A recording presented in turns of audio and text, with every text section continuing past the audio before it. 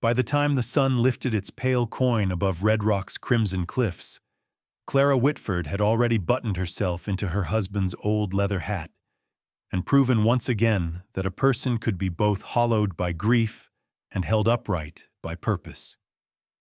Heat rose off the wagon ruts like breath. The town, hardly more than 2 blocks of false fronts and stubborn hopes, shook itself awake.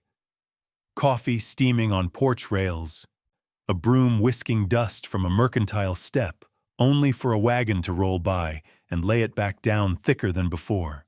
A dog scratching, a blacksmith's hammer striking sparks that flew bright and died fast in the powder-dry morning. Clara tied her mare, Daisy, to the hitch and stepped into the hard light with a list folded in her palm. Spring had come on mean, wind that stripped the skin, nights that clung to the bones. Yet the ground was ready, and so was she. Her husband's death the winter past had not ended planting, and it would not end her. What it had ended was patience for things that only looked like help. The ranch needed a mule, steady and strong, a back that wouldn't spook at shadows, a heart that would work till the day's last smear of pink and smoke. She'd sell her last length of good rope to get it. She'd sell the hat if she had to. But she would not sell off the land, and she would not let it go to tumbleweeds and coyotes and the kind of men who watched a widow like a hawk watches a rabbit. She crossed past the saloon with its doors yawning like a yoke, past the telegraph office with a loop of dull wire hung like a warning, and found the trader's barn crouched behind the livery. A lean-to stitched with mismatched boards, one side sunk enough to give the roofline a crooked grin. Inside, the air changed. It was breath-warm, sweet with hay and rank with old manure and mule sweat, light coming in through the slits like blades laid across the dust. The trader, a man with a beard like spilled tobacco, met her with a shrug and a price as if both were the same expression. She kept her voice level, her eyes cool. The mule he led out was slate gray and watchful, one ear bent like a question mark. The animal's hide showed scars that weren't all from brush. Clara placed her palm on its shoulder and waited. The mule turned that long face to her, exhaled, and didn't fuss when she pressed a finger against its wither. She nodded. Good. Not proud, not mean, but nobody's fool either. Exactly what a widow needed. While the trader fussed with a halter, Clara heard a noise that didn't belong to animals. It thinned the barn sounds, cut through the scrape of hooves and the clink of chain. A little scuff of movement that had no weight to it, a breath that tried not to be heard. She didn't turn yet. She let the trader talk about grain prices as if he invented them, let his laugh bounce off the rafters. Then she slid her gaze along the darker wall where sacks of feed made a low barricade and saw a locked cage tucked into the shadow where the boards met dirt. The cage had been a feed pen once, maybe, but someone had hammered on an extra length of chain and shoved burlap sacks over most of the slats, as if darkness could make a thing vanish. The noise came again, soft as a swallow. And her mouth tasted like old copper. She stepped toward it, not fast, not slow. The trader's voice trailed off and then came back around with a grin that showed a missing tooth. She did not ask permission. She pulled a burlap flap aside, and the smell of fear, human fear, hungry and unwashed, rose up at her. 2 faces blinked from the gloom. The boy's eyes were too big for his thin face. The girl's cheeks smudged with a dirt that didn't come off with a sleeve. Filthy, yes. Malnourished, yes. But what struck Clara, what drove a heat through the cool she fought to keep, was the stillness in them. A 10-year-old shouldn't have to learn not to move, A 7-year-old shouldn't carry silence like a sack of rocks. The girl clutched a broken spoon like a charm. The boy had his hand angled in front of her, the way a small body learns to become a fence. Neither looked away. The boy's eyes flicked to Clara's hat, and then to her hands, as if measuring what those hands could do. The girl's lower lip trembled once, then stopped, as if trembling itself might cost too much. The traitor made a sound that wanted to be a laugh and couldn't quite. He told her they were orphans. He told her they were more trouble than a winter storm. He told her they ate like wolves and worked like kittens. He said he'd found them, out by the freight road, half-starved, that he'd done a kindness keeping them off the street. He said a lot of things because words are a way to throw dust in someone's eyes, and the barn had plenty of dust to throw. Clara listened, but not to him. She listened to the boy's breath and the girl's stillness and the way the chain cut into the slat where someone had pulled at it until their fingers bled. She listened to the memory of her husband's boots on their porch and to the quiet that had followed his last breath like a shadow that would never lift. She felt the shape of her money in her pocket. She felt the weight of the mule's gaze at her shoulder. She felt the day sharpening outside, already too hot for a choice that wanted to be thought through. She did not need time. Some things do not ask for a committee of thoughts. They ask for a spine. The trader named his price for the mule again. Clara named it back, dropped the coins into his palm, and then, before his fingers could close, added more. When he blinked, she lifted her chin toward the cage. He tilted his head, weighing whether to be offended or amused. He chose the cheap laugh. He took the money. He took it too fast, like a man who had never let anything go except for the shine of a coin. He fetched a key from a nail and made a show of it, but Clara had already reached for the chain and eased it aside so it wouldn't bite the wood and jerk the slat. The boy flinched when the lock scraped, and the girl made that swallow sound again. But they did not run when the door opened. They sat like animals who had learned that the world beyond a cage can be another cage. Clara crouched. The boards bit her knees. She held out her hand and did not say a word for a long breath, because words can be a demand. Dust drifted in a sulking beam. Somewhere near the door, a fly burred against a piece of tin. The mule blew through his nose. At last, the boy edged forward an inch, then another. He did not take her hand, but he let the space between them be smaller, and that was enough for now. The girl came because the boy did. She carried the broken spoon, and Clara did not ask her to drop it. Out in the alley behind the livery, a cart rattled too fast. The shout that came with it snapped the morning taut. A barrel on the cart jumped, tilted, and tipped, spilling nails that scattered like hail across the hard-packed dirt. A horse shied, a man cursed, a dust devil spun up sudden and gaudy in the open lot. And Clara moved the children without seeming to move them at all. She kept her body between them and the clatter, between them and the curious looks. She had been a wife, and grief had made her a widow. In that moment she discovered it had also made her into something else, a wall. She settled the mule to the wagon with hands that had known this work before and would know it until they stiffened at the end of all days. She slid the children onto the plank with a blanket that smelled like sun and soap, neither of which they had seen enough of. She poured water into a tin cup and watched the boy make himself drink slow, as if speed were a sin.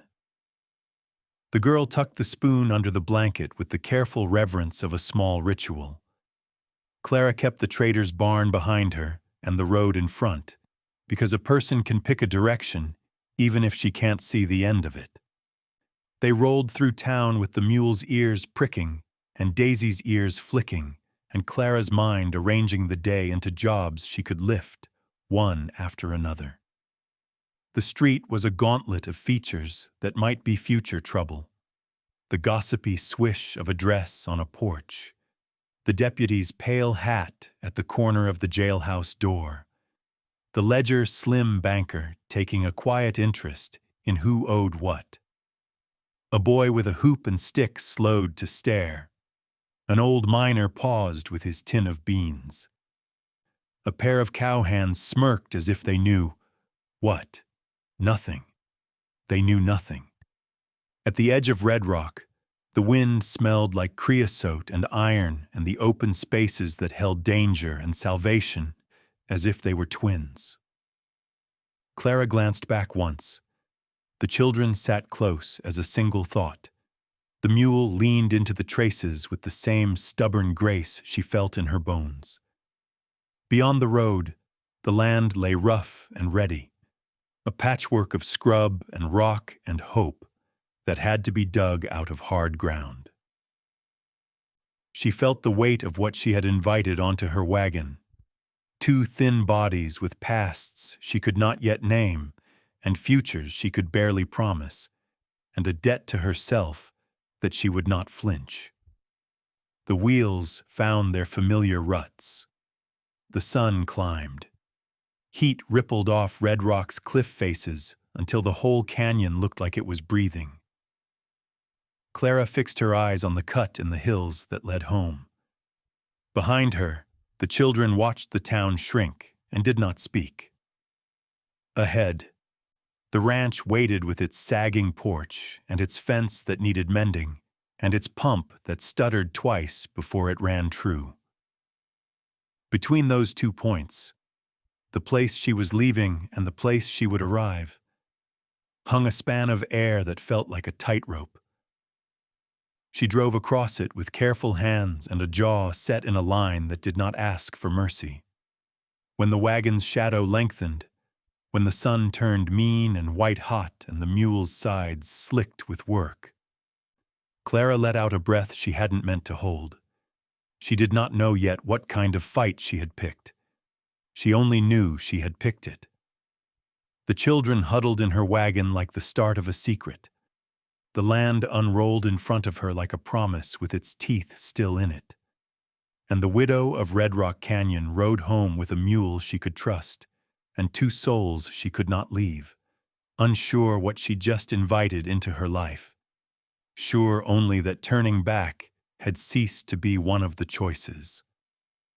The sun had already dipped low enough to set the Red Rock cliffs aglow by the time Clara pulled the wagon up to the ranch. The mule stepped off the trace line with a slow, deliberate gait, as if already claiming the place as his own. Eli and Mary sat stiff on the bench beside her, their thin legs hanging awkwardly, eyes darting between the outbuildings and the ridge beyond. The house, whitewashed years ago but now weathered to gray, stood at the heart of the property, its porch sagging just enough to groan under weight. Inside, the air carried the familiar scent of pine boards, coffee grounds, and a faint tang of saddle soap. Clara ushered the children through the door, but they didn't step far. Eli's gaze flitted toward the table set with 3 plates, then to the hearth where a pot of stew steamed. Mary's bare toes curled against the floorboards, and she reached for Eli's sleeve the way a child clings to an anchor in deep water. She let them be. She remembered her first days here, newly married, uncertain how a young woman from Carson City was supposed to run a cattle spread. Only the man she'd loved had been beside her then, not 2 gaunt strangers who carried their silence like a shield. "Water pumps out back," Clara said, setting a clean towel on the table. "There's warm water in that basin if you'd rather." No demand in her voice, just the option, like setting a fence gate ajar. She ladled stew into bowls, laying thick slices of cornbread beside each one. Eli sat, but his hands stayed in his lap. Mary slipped a chunk of bread into her palm and tucked it beneath the table. Clara pretended not to notice. Later, she found crumbs in the fold of her quilt upstairs, proof the girl had hidden it away for later. Over the next days, she tried to weave them into the ranch's rhythm. Eli was quick with the feed buckets, eyes never far from the mule, as if the animal might hold secrets worth knowing. Mary preferred the chicken coop, humming in low, broken snatches while scattering seed. They worked without complaint, but without joy, as if joy were something they'd been told not to trust. One afternoon, as Clara was mending a harness on the porch, the crunch of hooves came up the trail. She straightened, hand brushing the shotgun leaning against the wall. A young man in a tan deputy's coat reined in, barely 20, with sandy hair and a polite but assessing gaze. "Ma'am," he said, tipping his hat. "Name's Amos Fletcher, deputy out of town. I'm looking for 2 children might fit the ones I hear you've got here. Word is, a boy about 10 and a girl younger." Clara kept her voice even. "Plenty of children in these parts?" "Not like these," Fletcher replied. His tone was calm, but there was a thread in it, something that hinted at trouble. "Folks asking after them. Can't say they're the sort of folks I'd want to owe money to." From the doorway, Eli stood frozen, a pail of fresh water tilting in his grasp. Mary peeked from behind the doorframe, eyes wide. Clara stepped sideways, blocking them from view. "They're under my roof," she said, "and that's all anyone needs to know." Fletcher studied her for a moment, then nodded slowly. "If anyone comes asking in person, you send word to me, not the sheriff. Me." With that, he turned his horse and rode off, dust rising behind him like a signal flag. That night, Clara sat by the hearth after the children had gone upstairs. The flames painted the walls in restless gold, the logs cracking as if whispering secrets. She could hear the faintest creak of floorboards above, the shift of small bodies in unfamiliar beds. When she climbed the stairs later, she paused in the doorway. Eli had his arm draped protectively over Mary even in sleep. Their faces, slack in rest, still carried that hollow look, the one she had seen in her own reflection after the fever took her husband. It was the gaze of someone braced for loss, expecting the world to take whatever was left. She pulled the quilt higher over their shoulders, careful not to wake them. Standing there in the dim, she made a promise, not out loud, not even in words. Just the steady, anchored vow that, come whatever rode down from those red cliffs, she would not let them be taken again. The next supply day broke bright and sharp, a morning of hard blue sky and air that tasted like iron filings. Clara hitched the mule and Daisy, set Eli and Mary on a folded blanket in the wagon bed, and tucked a canteen between them with 2 apples and a stern reminder to keep low when the street grew noisy. The road into Red Rock rose and fell like a pulled stitch through scrub and gravel.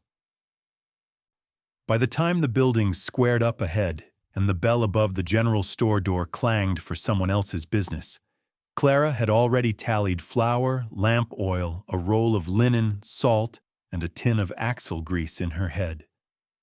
She eased the wagon to the shade of the freight office and tested the children with a glance.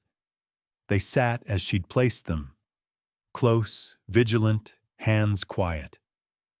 Eli had that alert stillness that looks like calm until you see the way it coils, ready to spring. Mary watched her with the gaze of a stray that wants to believe, but can't spend the last belief it has. "Won't be long," Clara said. She set the brake, handed Eli the canteen, and stepped down into a street already warming to the day's transactions. The general store was stacked to the rafters with need. Sacks, coils of rope, folded calico, jars lined up like recruits. She bartered flour for a small break on the price of oil and left with her arms full and her jaw tight after a passing whisper from a banker's clerk about widows being poor risks. Outside, the street had thickened. A herd of idle cowhands had slouched into the day, and the saloon doors worked like a pair of lungs inhaling and exhaling men and smoke. Clara loaded the wagon quickly, sacks under the bench, oil wrapped in the linen so it wouldn't shatter. The tin of grease slid beside the toolbox. Eli tapped the plank twice, a signal he seemed to have invented for himself to mean, "We're all right." She touched the brim of her hat in answer and cut back across the street for a spool of thread the clerk had forgotten to bag. That was when the scream knifed through the town's hum. Not the tavern whoop of a joke too loud or a quarrel bumping into laughter. This one had an edge that turned every head an inch. It came from behind the saloon's swinging doors, a raw, ripped sound that cut off fast, too fast, like a hand had clamped down over a mouth. Clara didn't think. Thinking would insert the long, sensible words that begin with "you can't" and "what if." She slipped between a pair of men at the rail and pushed through the doors. The saloon light was bad, windowless and sulky, warped by smoke, shadow deep where the lamps didn't bother to reach. Cards slapped, a piano tinkled in the corner like it had a cough, and a line of bottles glimmered behind the bar. Clean and bright as lies. At the back, down a short corridor where the boards grew narrow and voices flattened, two men had a girl by the arms. She couldn't have been more than 15, hair wild, dress torn at one shoulder from a clumsy hand. One man had a laugh chewed to gristle, the other the kind of flat face that looks carved from old snow. They were dragging her toward a door marked with a painted star that had long since bled its gold. Clara's hand found the nearest weapon the room would surrender, a bottle of rye slick with condensation. She felt its chill for a single heartbeat, and then shattered it on the doorframe. The glass flowered into wicked petals. The sound cracked the corridor, drew three heads around at once. The flat-faced man swore. The other let go long enough to reach for Clara, and she laid the ragged neck of the bottle across his knuckles. Not deep. Just a slice that bled enough to make the hand recoil on its own. She took that instant and slid herself between the girl and the door, a wedge, a wall. "Let her go," she said. The words didn't carry heat. Heat makes men brave. These were cool enough to frost. The flat-faced man's eyes flicked past her to weigh the room. The bar had gone quieter than the piano's last note. Two card players studied their hands, as if the cards had turned sacred. The barman lifted his chin but didn't move. No deputy, no sheriff. Just Clara's hat. Her breath, the glass in her fist. The man with the bleeding knuckles stepped back, cursing soft. His partner saw the bottle for what it was. Glass that will open a throat quicker than a bullet tears a shirt, and measured the cost of stubbornness against the price of being seen backing down to a widow in a brown dress. He chose the cheaper gossip. He let go. Clara felt the girl's shoulder blade against her palm, a bird's wing under a scrap of cloth. She would be shaking later. For now she was stone. Clara kept the bottle raised until the men regained their smirks and swaggered toward the tables as if they'd only paused to tie a bootlace. Then she slipped the girl along the corridor, through the doors, into air that didn't smell like old smoke and spilled beer. On the boardwalk, the town had not decided whether to pretend nothing had happened or to pretend it had happened somewhere else. The girl sagged when the light hit her. The kind of sag that means the bones remember they are children. Clara steered her toward the alley where the shade was plain and uninteresting, She didn't ask the question the town would ask. Who are you? She asked the question the desert asks. How far? Too far, the girl said, and the words scraped like gravel. Name's Lottie May. Clara gave the child a dipper of water from the canteen and let the quiet hold while the first tremors burned themselves out. Only when Lottie's breath stopped shuddering did the story lift itself, bit by bit, out of her chest. Not all of it. Not the worst of it. Those parts never come out first. But enough. She spoke of a place that wasn't on any map, a cluster of wagons and canvas backed into a wash north of the freight road, run by a man who wore gentility like a clean shirt, Ruthless Crowe. She said children were gathered there like strays pulled in by a false light, runaways, orphans, the lost, and the simply unlucky. Some were traded for labor, some for worse. Some came back with eyes that no longer asked questions. Eli and Mary's names didn't pass her lips, but the camp did. The way she described the burlap tents aligned in neat wrongness, the iron branding pot that wasn't for cattle, the chain link cut to child length. It threaded straight back to the locked pen in the trader's barn and the silence Clara had found there. Lottie had slipped her guard 2 nights ago when the man they called a minder stumbled drunk, and she'd made it as far as Red Rock before the saloon's back door and 2 hands closed around her arms. She'd screamed once. Only once. Clara listened until the words slowed, then stopped. The street seemed to tilt, as if the town had been a table all along, and someone had set a heavy truth at one edge. Across the way, Eli's head rose above the wagon side, eyes sweeping like searchlights. Mary's small shape stayed tucked, trusting his signal. The day's neat errands tumbled. Thread and flour and axle grease became trivial as dust in a storm. This was not charity work. This was not a question of shelter or schooling. A man had built a market out of children, and the children she had brought under her roof were stamped on his ledger as missing inventory. The deputy's soft warning rang back through her lungs. People looking. Not the kind who used the law, the kind who used the dark. Clara steadied Lottie with a hand and walked her toward the wagon, the broken bottle now tucked under her arm inside a grain sack, one more tool that had done its day's job. The town resumed its noise by degrees, like a music box you've wound too tight and finally loosened. She lifted Lottie onto the bench and set her between Eli and Mary. The 3 sat shoulder to shoulder, the kind of crooked row that makes a complete thought. Clara climbed up, took the reins, and looked down the street that had seemed so ordinary an hour ago.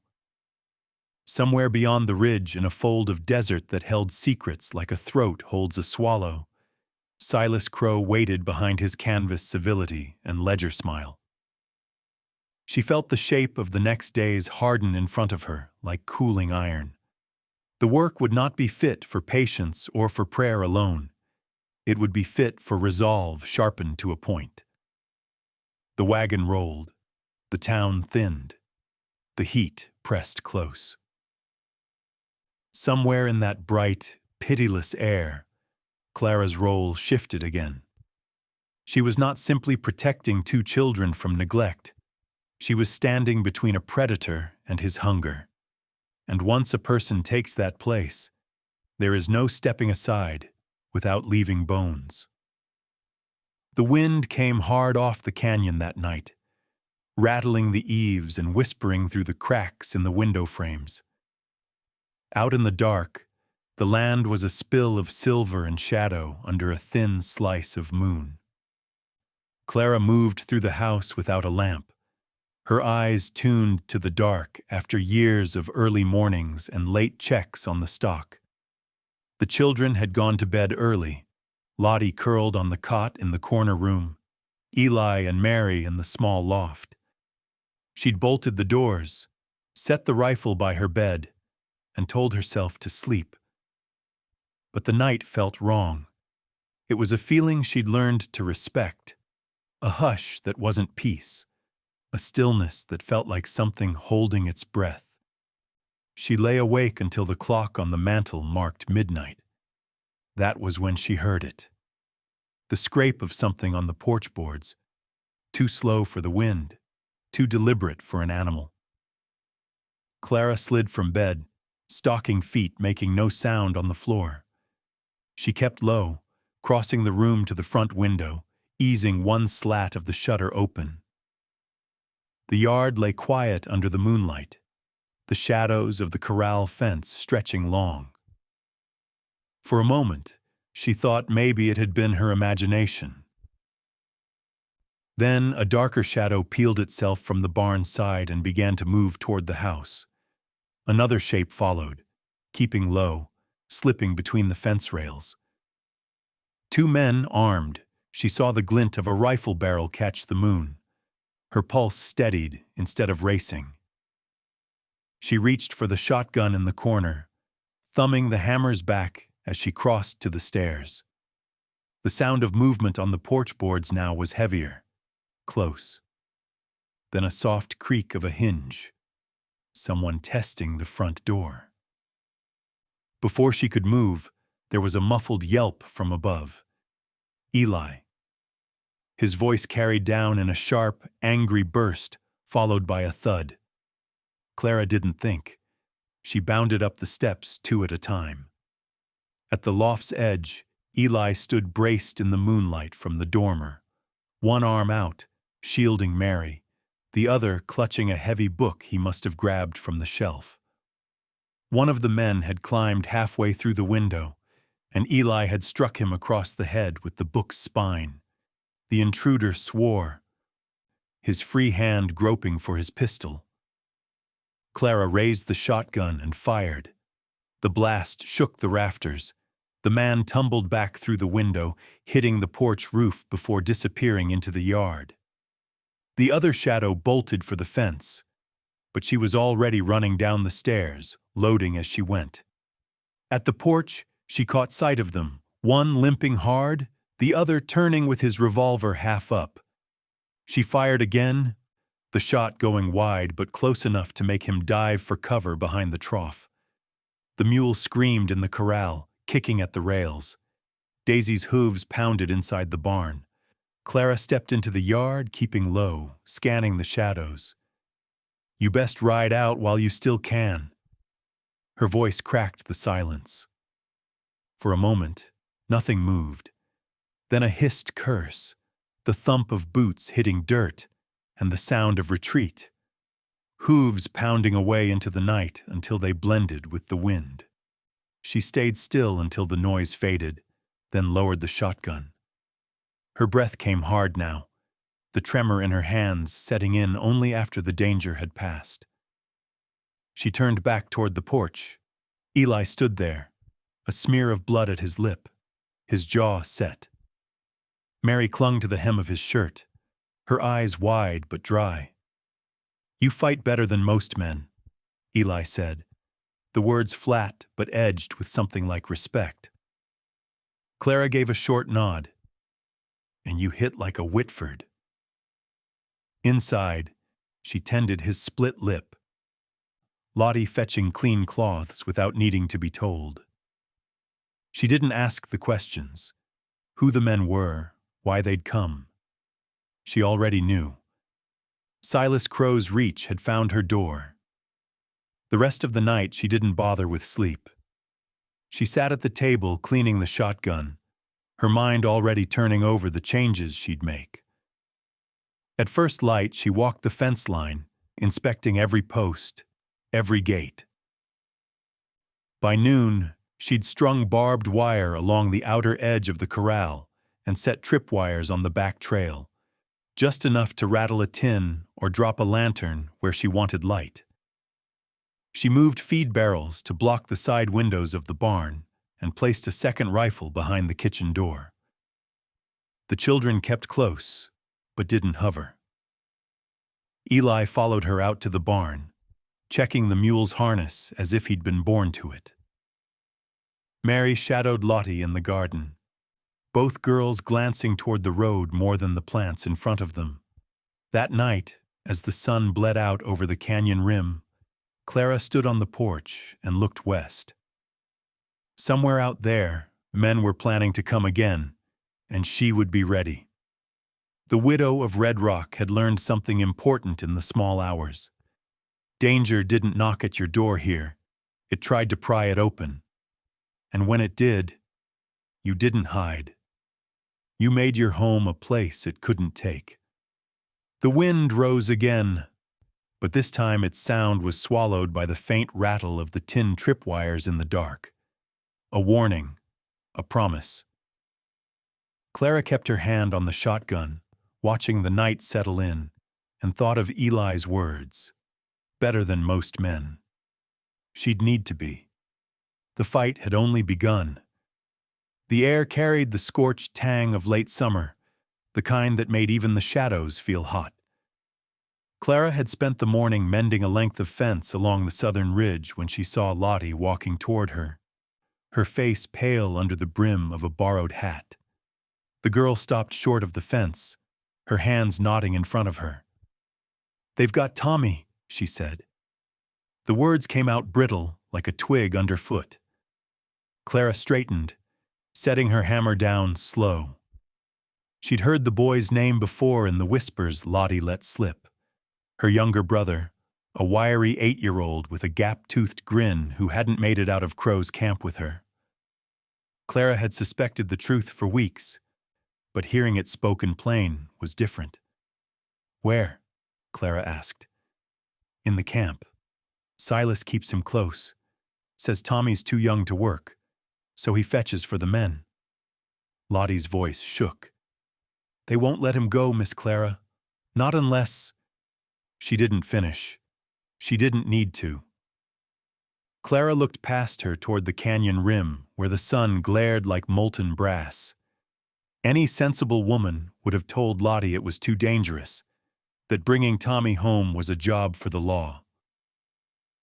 But Clara knew the law here wore the same dust as the outlaws and shook the same hands. She thought of Eli's split lip, Mary's small frame trembling against her after the night attack, and decided common sense had no place in this.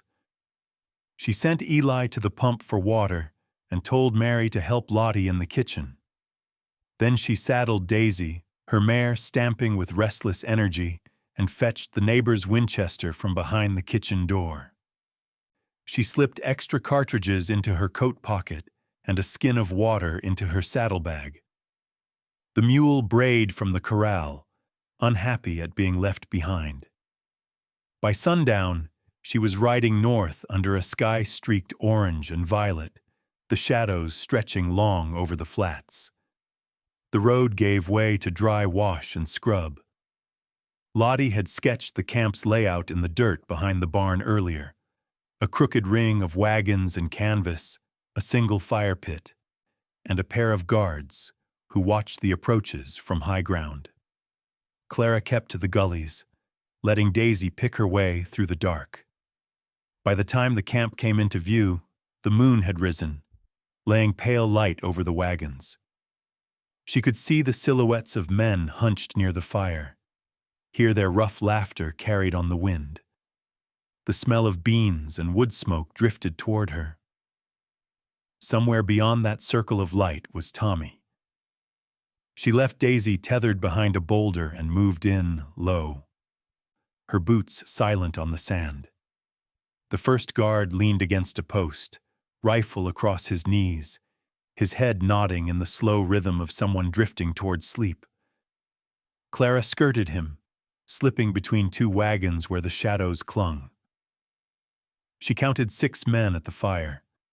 None looked toward the far edge of camp where a small tent sagged against its poles. A soft cough came from inside. Clara's breath caught. She crouched and eased the flap back. Tommy stared at her, his eyes wide. A tin cup clutched in his hands. It took him a second to recognize her, But when he did, the grin Lottie had described flickered, just for an instant, before he glanced past her shoulder in warning. A man's boots scuffed the dirt behind her. She spun, bringing the rifle up just as the man's mouth opened to shout. The butt of the Winchester caught him hard in the temple, and he went down without a sound.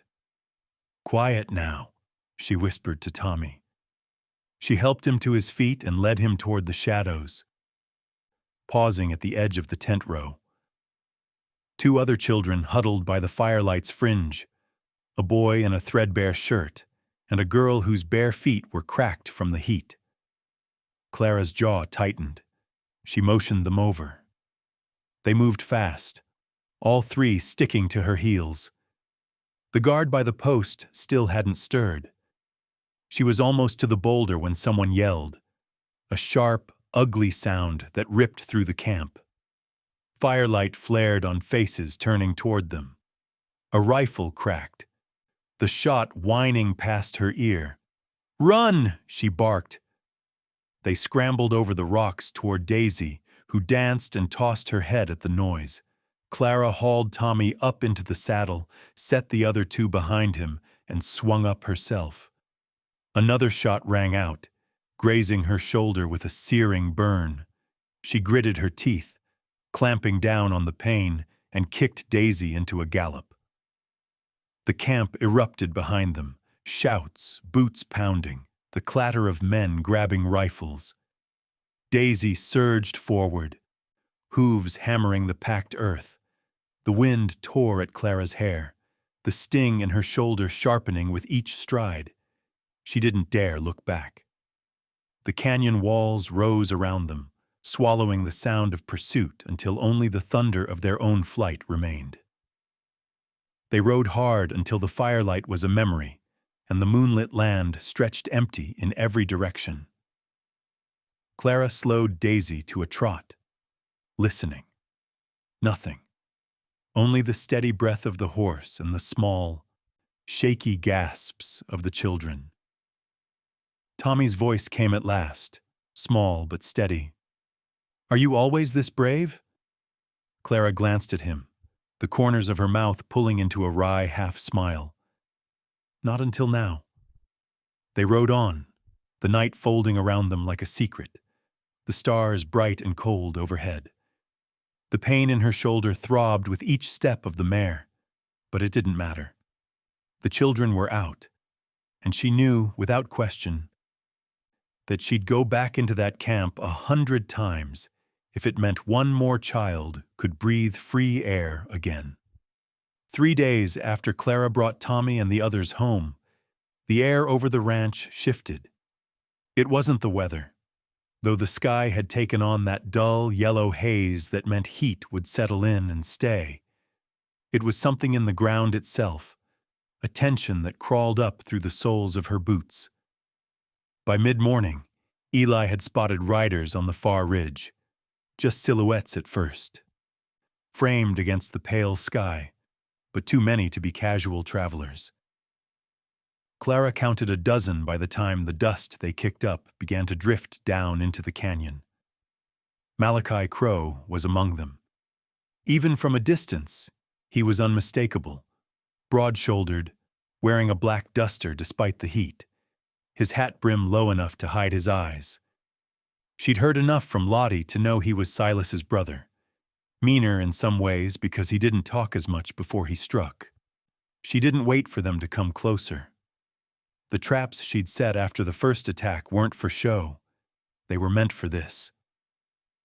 "Inside, all of you," she told the children. Lottie shepherded Mary and Tommy toward the root cellar, while Eli, face pale but jaw tight, stood at her side. "Eli," she said, keeping her voice steady, "you get to the loft and keep watch. If I call, you bring the Winchester." He nodded once and disappeared into the barn. The riders descended slow, like they had all day to enjoy the fear they thought they'd find waiting. But when the first horse crossed the fence line, the tripwire snapped. A rusted dinner bell clanged hard, loud enough to make the mule bray and the riders' mounts shy. One man went down before he knew what hit him. Boot caught in the stirrup as the barbed wire she'd strung across the low trail snagged his leg. His curse carried all the way to the porch. Malachi didn't flinch. He signaled with 2 fingers, and the rest fanned out, some heading toward the barn, others circling wide toward the corral. Clara waited until the first group crossed into range before she fired from the porch, the recoil biting her shoulder. One man toppled sideways, clutching his arm. Another dove behind the trough. Gunfire cracked back, splinters jumping from the railing near her face. She ducked, reloaded, and moved to the side window where she could see the barn. Eli's shadow shifted above, steady and deliberate. When the second group advanced, the lantern she'd rigged on the rafters swung down, smashing into the dirt and exploding in a bloom of fire that forced them back. The fight stretched into a roar of heat and smoke. 2 of the riders made it past the yard and toward the house, but the mule, tethered near the side gate, kicked one square in the chest, sending him sprawling. The other fired toward the porch, the bullet tearing a hole in the clapboard before Clara's next shot dropped him to his knees. Somewhere behind the barn, she heard Daisy scream, a high, wild sound she'd only made once before, during a lightning storm. Clara's stomach tightened, but she couldn't leave the front. She fired again, her ears ringing. The smoke thickened, acrid and choking. By the time the last shots echoed off the cliffs, the yard was a mess of trampled dirt and blood. 3 men lay groaning where they'd fallen. The others were riding hard back toward the ridge, Malachi at their lead. He didn't look back. The victory was short. The barn roof sagged, flames licking along the rafters. Eli was already down from the loft, hauling buckets from the trough. His face streaked with soot. Clara joined him, the 2 of them passing water back and forth until the fire hissed itself to steam. The roof held, but the damage was done. Feed stores gone, winter provisions burned, tools warped and blackened. They stood in the smoking doorway, the heat from the embers ghosting over their faces. Behind them, the children emerged from the cellar, blinking in the sunlight.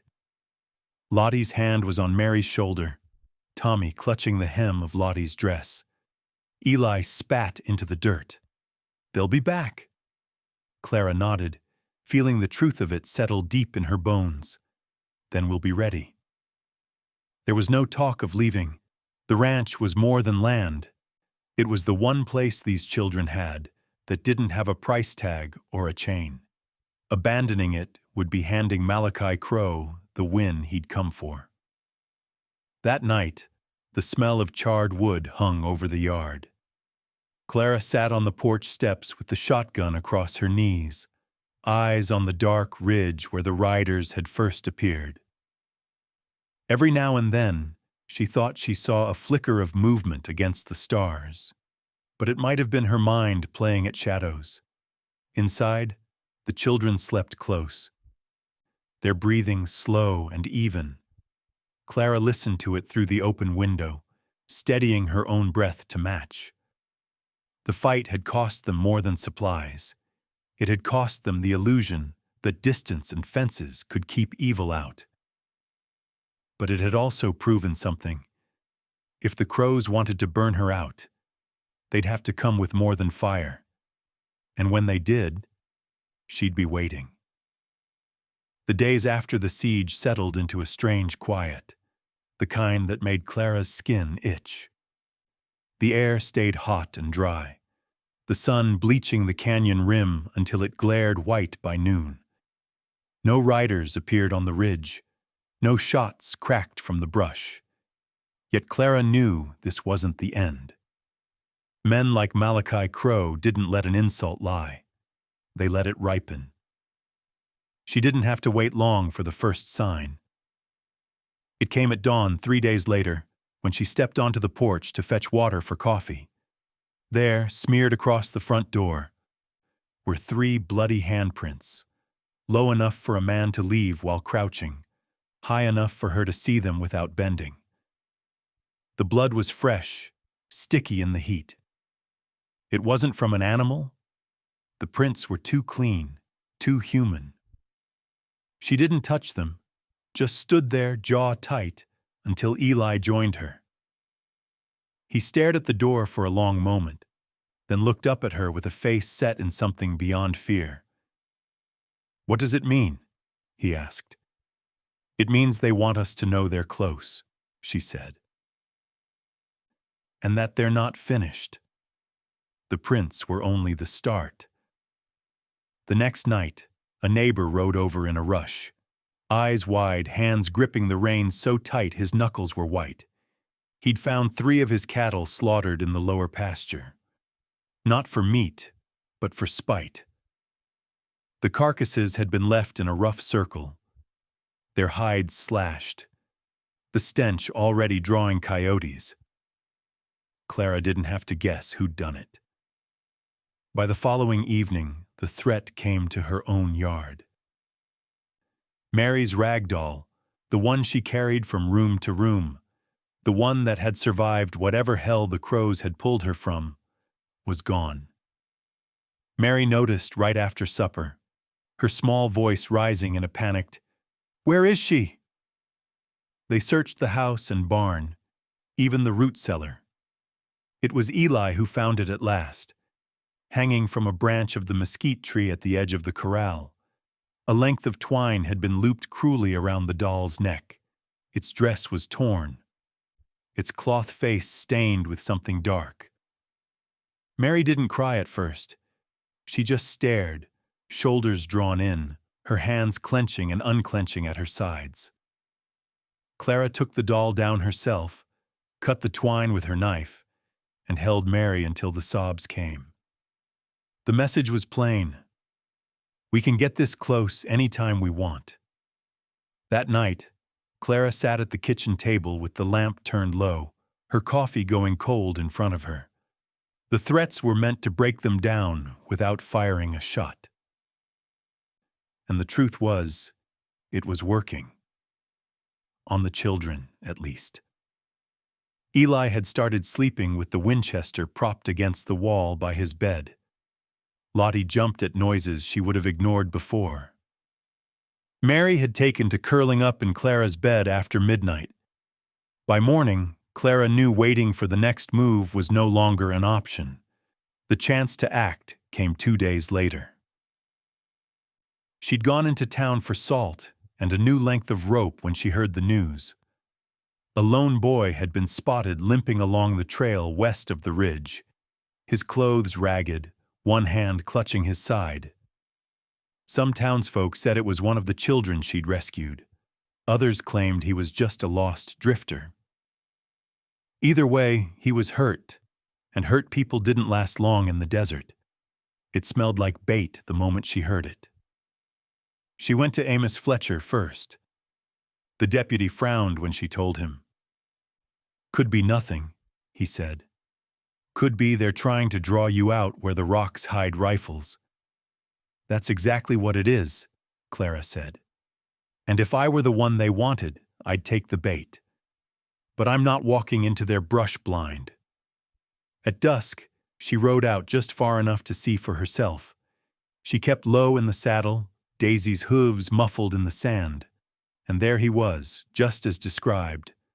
A boy, maybe 12, limping heavily, pausing every few steps to look back over his shoulder. It might have tugged at her heart if the late light hadn't caught on something else. A thin glint high on the ridge above him. Rifles.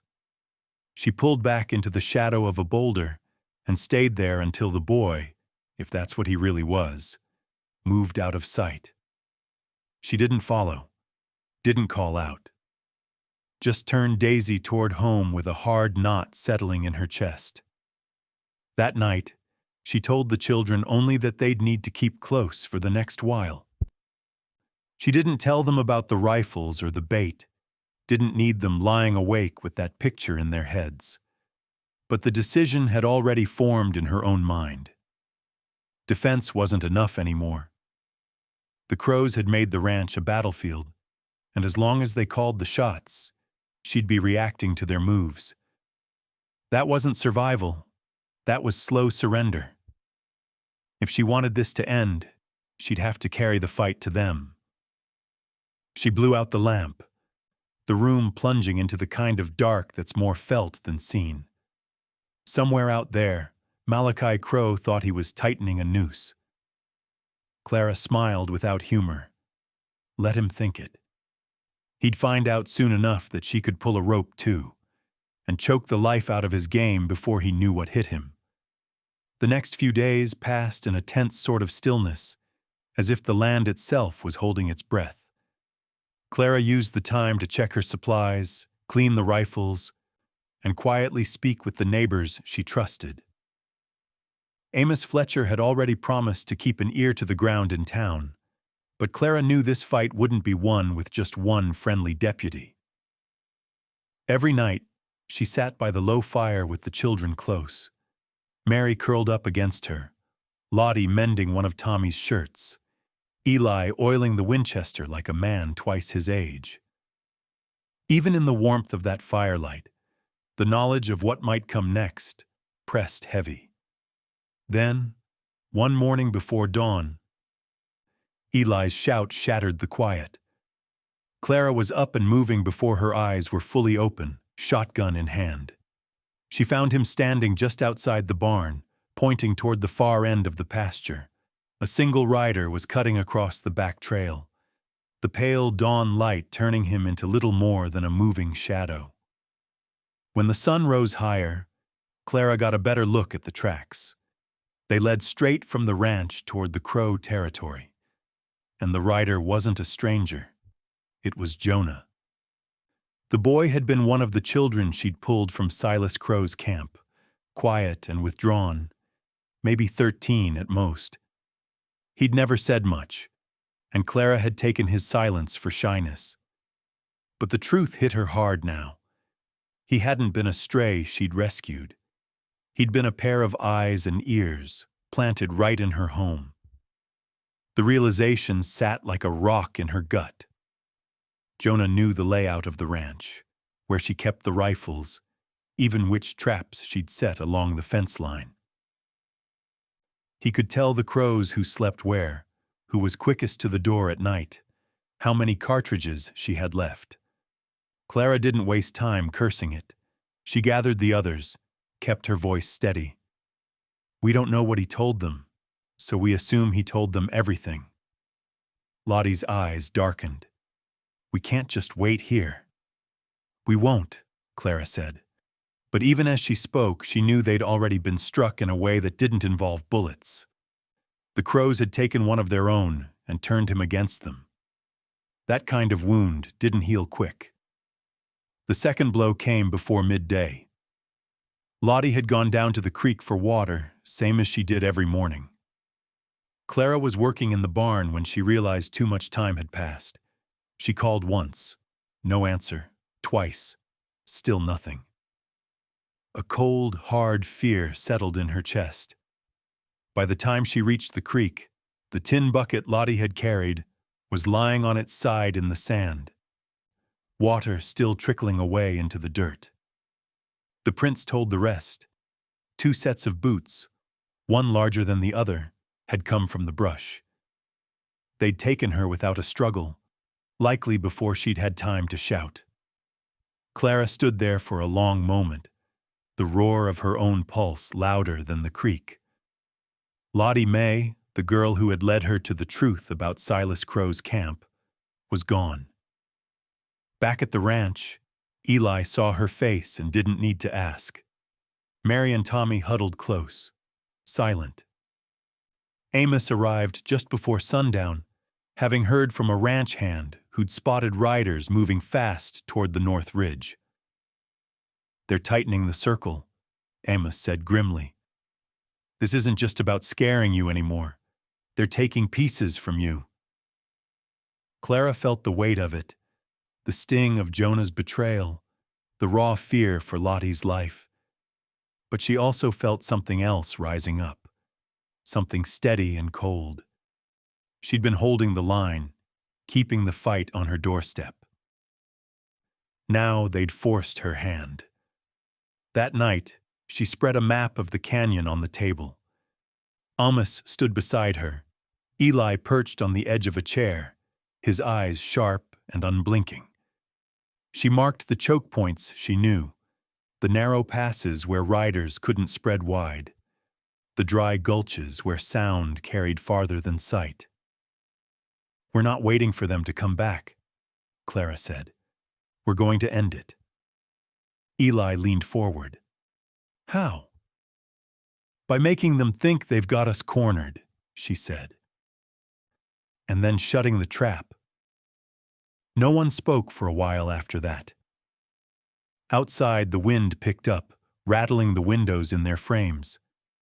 Clara traced the route she'd take with one finger, already picturing the canyon walls lit by more than moonlight.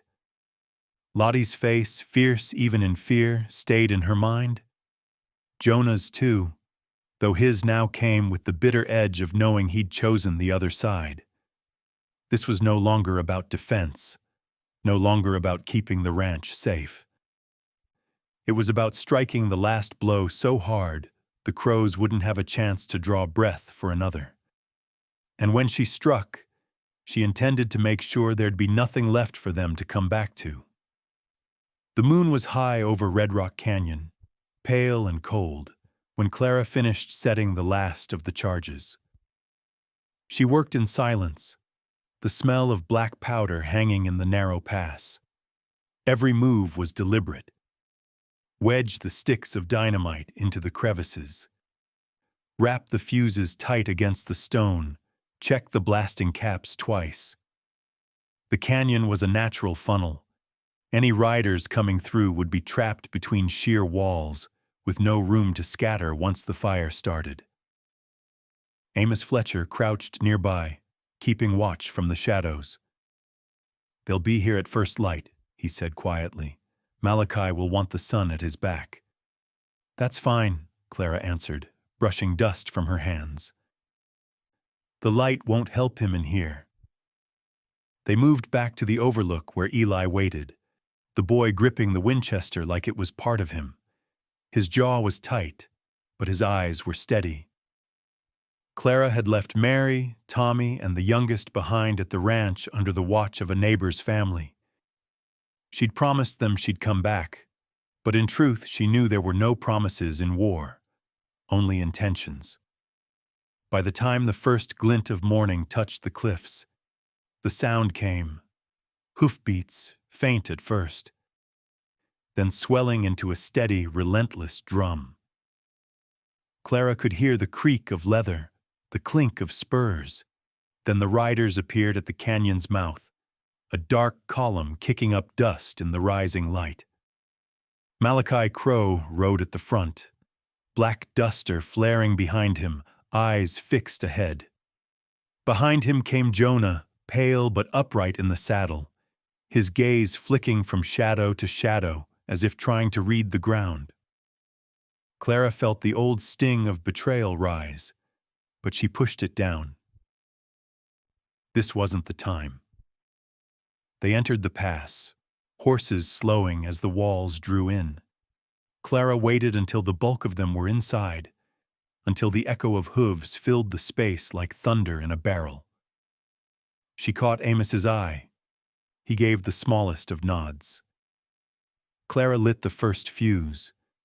The hiss was almost lost under the noise of the riders, but she knew the sound well. She and Amos ducked behind the boulder as the first explosion ripped through the pass. Rock and dust cascaded from the walls. Horses screaming, men shouting in confusion. The second blast followed a heartbeat later, sealing the rear exit in a storm of shattered stone. The canyon was now a trap. Gunfire erupted, sharp and close. Amos fired from the left flank, Eli from the right, both their shots dropping men before they could regroup. Clara stepped out from behind cover, her shotgun roaring into the dust-choked chaos. Malachi's voice cut through it all, deep and furious. "Find her!" he bellowed. His horse reared as another shot rang out, nearly unseating him, but he stayed mounted, pushing forward until he caught sight of her through the smoke. "Whitford!" he snarled. She leveled the shotgun and fired, the blast tearing his hat from his head and grazing his temple. He ducked low, wheeling his horse behind a fallen boulder. She moved fast, reloading, knowing this had to end before his men rallied. When she reached the boulder, Malachi stepped out with a revolver already raised. She barely had time to twist aside before the shot cracked past her ear. Pain burned along her ribs, a grazing hit, but she didn't slow. She slammed into him, the force knocking them both to the ground.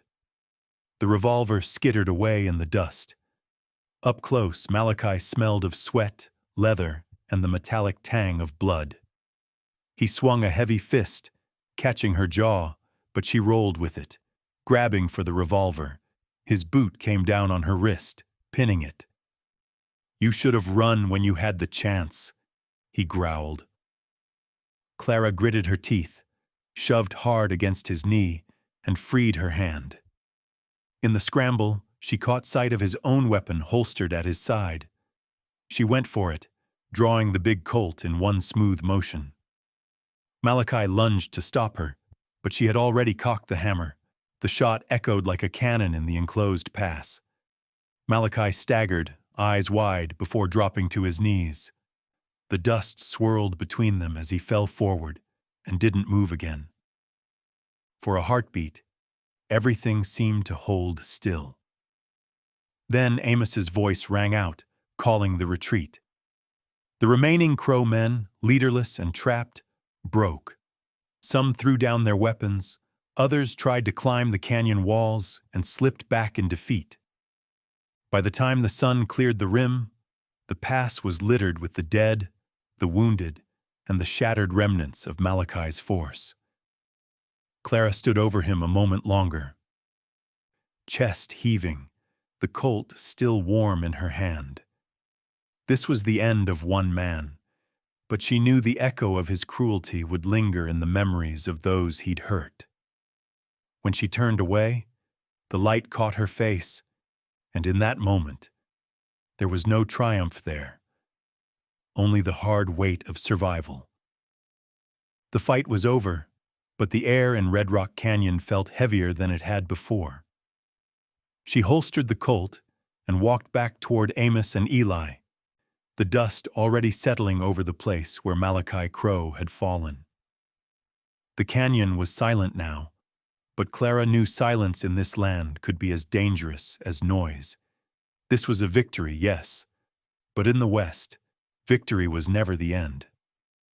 The fight in Red Rock Canyon had ended with the sunrise, but for Clara, the days that followed carried the slow ache of exhaustion, like bruises that went bone deep. The canyon was quiet now, no riders on the ridge, no hoofbeats in the night, but the stillness felt earned, like the hush after a long storm. They buried the Crowe dead in a rocky gulch a mile from the pass, the kind of ground where grass wouldn't take root. Amos Fletcher oversaw it with a steady hand, saying few words. When the last mound was covered, he looked at Clara and gave a single nod that seemed to carry more than any speech could. The ranch bore the scars of the siege. The barn was half ruined, the fence line scorched in places, and feed stores reduced to a fraction of what they'd been. But the house stood, and more importantly, so did the people inside it. The first night home, Mary wouldn't let go of Clara's hand until she fell asleep. Eli sat on the porch long past dark, the Winchester resting against his knees, watching the horizon even though there was nothing to see. Tommy helped Lottie in the kitchen, quiet but purposeful, as if keeping busy could keep the memory of Crowe's camp at bay. Word of what had happened traveled faster than Clara expected. By the end of the week, a pair of strangers arrived in a battered wagon, an older couple from a mining town 2 days north. They brought with them a thin boy with hair like straw and a nervous habit of twisting his shirt hem. "We heard about the widow who saved the Red Rock children," the man said, removing his hat. "This one's been alone since the fever took his folks. Thought maybe he'd be safer here than knocking around saloons." Clara didn't hesitate. She led the boy inside, set a plate of bread and stew in front of him, and told him he had a bed upstairs. That was how it began. Over the next month, more came. A girl of 9 whose uncle had tried to marry her off for the price of a mule.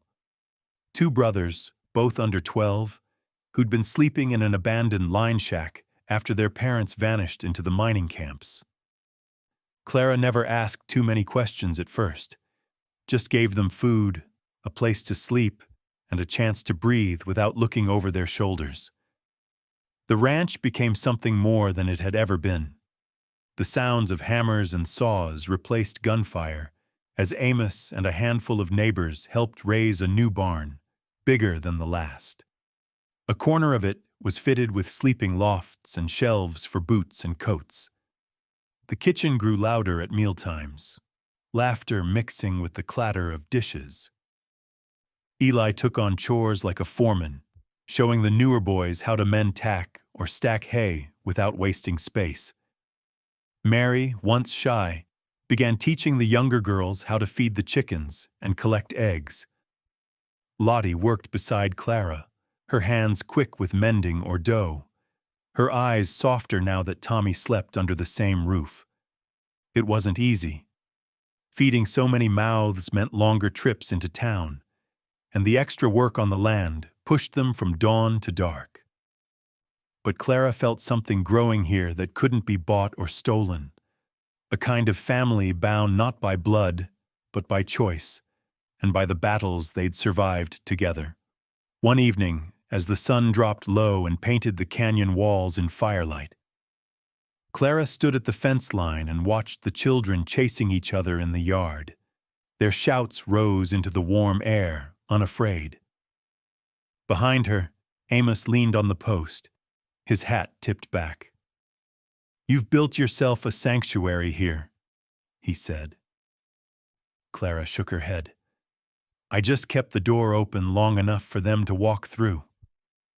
That's more than most would have done." She didn't answer, but her eyes stayed on the children.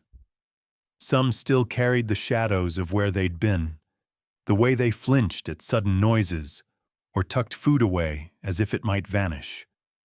But the shadows were fading. Before bed that night, she found Mary in the kitchen, tucking her rag doll, mended and clean, into a small wooden box she'd lined with cloth. "She's safe now," Mary whispered. Clara nodded, understanding more than she could say. Weeks later, another wagon crested the ridge, and then another. Word had spread far beyond Red Rock. People spoke of the widow's ranch where no child was turned away, where the law was written in kindness and kept with a rifle when it had to be. Clara never set out to build something so big. She had only wanted to keep Eli and Mary safe. But the West had a way of deciding your path for you, and hers had led here, to a home for the lost, the broken, and the brave enough to try again. As autumn settled over the canyon, Clara stood on the porch one evening with the wind carrying the scent of mesquite and wood smoke. The sky burned orange along the horizon, the sound of children's laughter drifting up from the yard. She felt the weight of all that had been taken and all that had been given in its place. In a land where cruelty often ruled, she had chosen compassion. And in that choice, she had found something stronger than fear, a family worth protecting with everything she had, and as long as she drew breath, no one was going to take it from her.